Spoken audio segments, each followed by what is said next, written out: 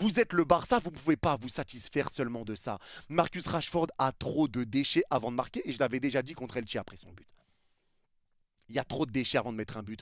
Ferran Torres qui te rate une grosse occasion de prendre l'avantage. Rashford, des mauvais choix encore une fois. Il n'y a pas d'aide, ça participe pas au jeu, ça revient pas défendre. À un moment donné, il vous plombe.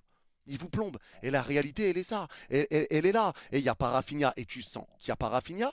Il n'y a pas Pedri et tu sens qu'il n'y a pas Pedri puisque De Jong, tu sens qu'il est orphelin de Pedri. De Jong, il essaye. Hein. Il essaye de faire le travail tout seul. Encore une fois, comme contre Elche, tu vois un De Jong qui essaye d'être là devant, de mettre des passes, de ramener du danger, de prendre un petit peu le rôle de Pedri, de faire des efforts. Mais si tu vois De Jong devoir être là derrière, devant, à gauche, à droite, c'est qu'il y a un problème quelque part. C'est que tu vois bien qu'il n'est pas aidé. C'est que tu vois bien qu'il n'y a pas de solution. Et à chaque fois que Bruges décidait d'accélérer parce qu'il y avait égalité, Bruges ramenait du danger. Et derrière, il remarquait rapidement après un but du Barça et il se remettait en place. C'est tout. Bruges a mené tout le match. 1-0, 1-1, 2-1, 2-2, 3-1, 3-3. Bruges a mené tout le match. Le Barça n'a jamais mené au score dans ce match. Et ça fait.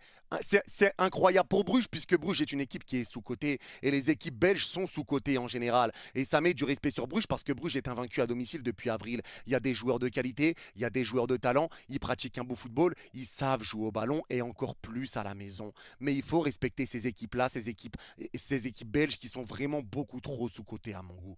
Elles sont trop sous